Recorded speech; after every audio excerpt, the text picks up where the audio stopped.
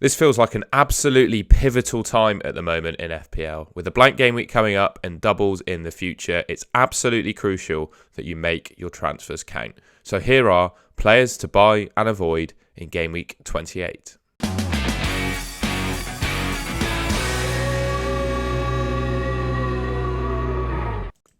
Now, I think before we get into the players, it's worth just taking stock of the upcoming fixtures we've got over the next few weeks. I think for me, if you're going to make any decisions about buying or selling players, you should do so with the fixtures in mind. So for game week 28, we've got a blank for 6 teams. So Brighton, Fulham, Liverpool, Man City, Man United and West Ham all blank.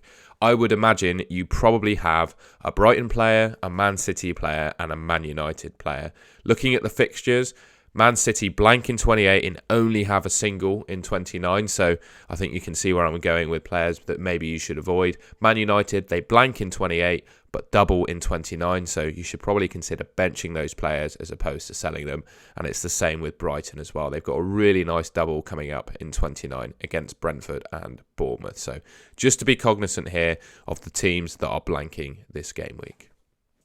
Okay, now we've got the fixtures out of the way, we can get straight into players that I would be buying for game week 28. And first up, I've got Ivan Toney. So no particular order this, not saying he's the best, but I think he's a great option. Given that he plays in game week 28 and has a double in game week 29, I think he's been playing absolutely exceptionally this season. He's a 90-minute man for Brentford, pretty much their talisman, takes the penalties. Genuinely, I think he's one of the best penalty takers in the world. I don't think he's missed one yet since joining the Premier League. He's got the FA ban impending. I think, given what I'm hearing in or seeing on Twitter, it's looking like the FA hearing to give him his verdict and sentence is looking like it's happening in April.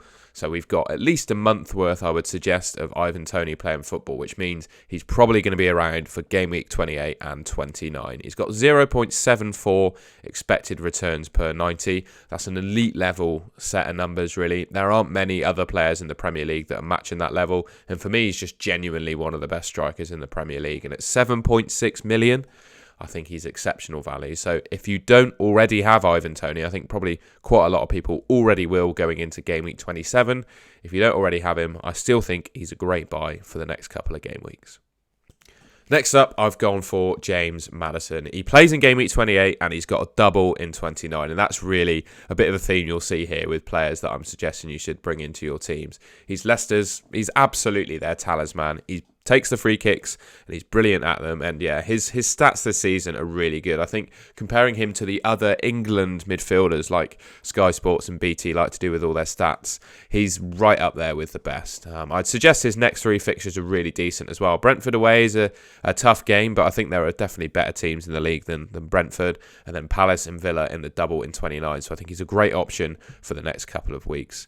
Everything Leicester do goes through him, basically. So he's going to be on the end of chances, making the assists, just doing everything for Leicester to get them to score goals, basically. You can see the impact that not having him in that Leicester team has. So for me, he's a great option. He's got 9 goals and 5 assists across his 18 starts this season. So, you know, that's pretty decent. That's 14 returns in 18 starts. So you'd like to think over the next 3 games, he's going to get 2 or 3 returns. That's what I think anyway. And James Maddison, for me, is absolutely a player you should be considering for your team. Next up, I've gone for Ollie Watkins. Similar to Toney and Maddison, he plays in 28, doubles in 29. For me, he's the top replacement for Haaland, and Draft Hound say as well, he's the top replacement in terms of expected points over the next few game weeks. For me, he's pretty nailed to start for Aston Villa now. Now they've got rid of Danny Ings to West Ham. I think he's their number 1 choice for the striker position, and he takes the penalties. He's in great form at the moment. He scored 5 goals in his last 6 games. And you look at those 3 fixtures coming up, Bournemouth at home, Chelsea and Leicester. Chelsea are obviously the strongest team of that bunch, but even then they're still a bit leaky and conceding goals. So I think those are great fixtures, and one that you could definitely foresee him scoring in pretty much each of those games, to be honest. And yeah, even game week 30 is a nice fixture as well. So you could well keep him in your team for a little bit longer. But yeah, for me, he's the top Haaland replacement who I think, and you'll see later on, I think a lot of people will probably be selling in game week 28. So yeah, Ollie Watkins is a good option for your team. We've got Ben Chilwell up next.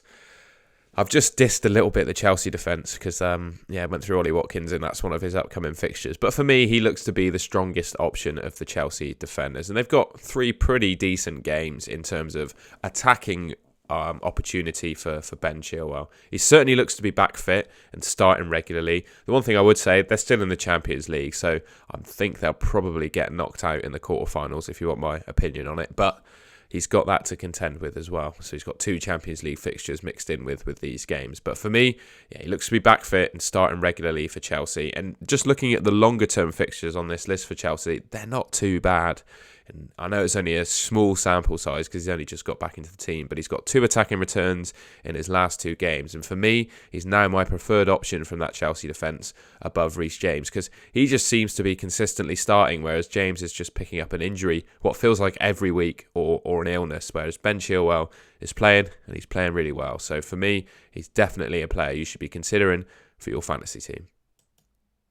And then just a general point on the Newcastle defence. I remember a few weeks back going into their tough run of fixtures and blank game week for the League Cup final. I was saying they were players that you should look to sell. But for me, given that they play in 28, double in 29, I think it might be worth bringing some of these players back into your team. The 2 or 3 fixtures that they've got being Nottingham Forest, Man United and West Ham. Man United one's going to be a bit tricky, obviously. But I think they're two at least fixtures where they've got a good chance of keeping a clean sheet. With Bruno Guimaraes and Pope back in the team, I think it's only going to serve to strengthen them. And for me, Botman and Byrne only being 4.5 million, if you're looking to maybe bench boost in game week 29 like I am, I think they're great options because they double and they're nice and cheap, so you don't need to worry about spending loads of money and they can come off your bench and hopefully nail at least 1 clean sheet that week. So yeah, Newcastle defence I think are back on the table now. And now a bit more of a negative turn to this video, but I think Erling Haaland, it's really hard to say this, isn't it, that Erling Haaland is a player you should sell, but he doesn't play in game week 28, so I think for that reason alone he's one to sell. And then he plays Liverpool at home in 29, so I feel like that can be a tough fixture for him. I think he seems to have struggled a little bit in the past against Liverpool. He might put that behind him and score a hat-trick. That's probably possible. But for me, given that like likes of Ollie Watkins, Havertz and Toney that I've just mentioned, they play 3 games in the time that Haaland plays 1, and his 1 game is Liverpool. So for me, I think he's a player you should consider selling for either Watkins, Havertz or Toney. Obviously, my 2 favourites there are Watkins and Toney because Havertz hasn't made the video. But for me, you just need to be cognizant when selling Haaland that you're going to need the cash to buy him back. I think game week 30, Southampton away is a prime fixture to be captain him again. So for me, leave enough cash in the bank, but I think Erling Haaland is definitely sellable for the next couple of game weeks.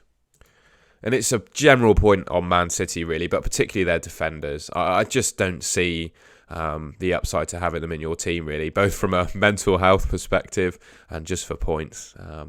You can't really back any of these lot to start every game. I think probably at the moment, Stone seems to be back fit. Diaz is fit. So those 2 maybe. But then they've got Laporte who could come into the team. So it's really hard to gauge who's going to play the most minutes. You can't really trust what Pep says in his press conference. He said that Ake was essential to his team in a press conference on Thursday and then dropped him on the Saturday. So yeah, it's just an absolute minefield, these lot. And for me, it's not worth the hassle and stress. FPL is meant to be fun.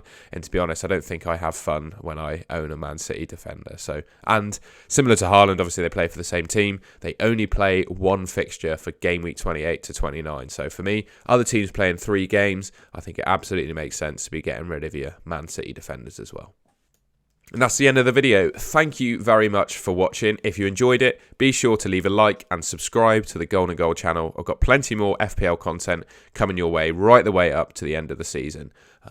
Please let me know what you think of my picks in the comments below. I won't be offended if you disagree. As I say in every video, FPL is all about people with different opinions. So I absolutely accept if you've got different opinions, and I'd be interested to hear what they are. And feel free to throw in some other suggestions as well. I'll reply to every comment that's made on this video. I'll see you in the next one, everyone. Take care.